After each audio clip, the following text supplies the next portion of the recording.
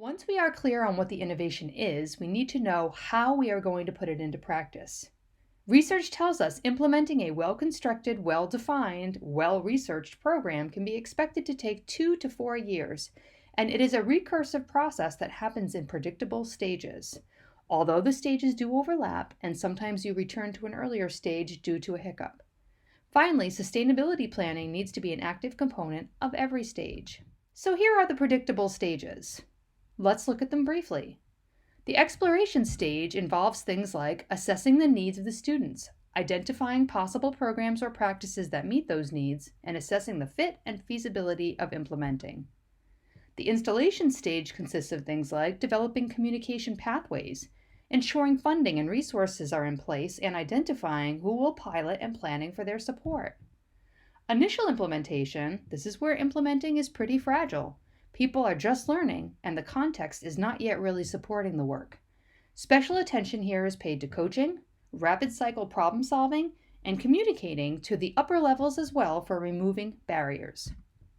Full implementation is where teachers are skillfully employing new practices, while leadership is ensuring an infrastructure to support teachers, integrating at all levels, adapting policy and systems procedures so that this work can become just how we do business. As the stage is demonstrated, when you first try to implement something, a change, by definition it isn't going to go well.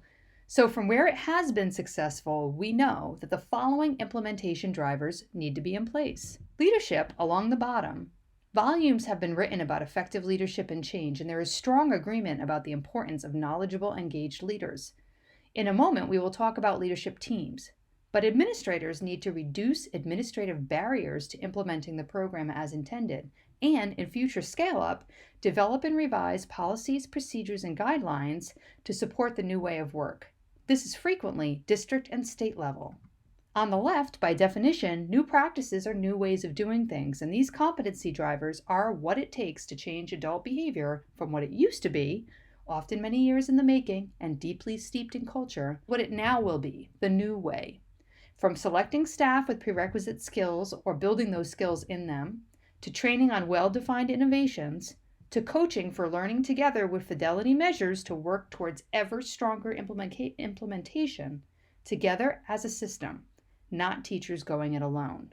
Interestingly, you can have a supportive leader and all the competency drivers like coaching in place, but if the organization itself, that is the district, and above the district, the state level, isn't changing as a result, then sustainability will not be there. Systemic barriers need to be identified, communicated to relevant system partners, and resolved. For example, building might need to communicate barriers to district. District would resolve. Similarly, district may need to communicate barriers to state departments of education. State Department of Educations will need to resolve. This requires meeting and communication infrastructure built for this purpose.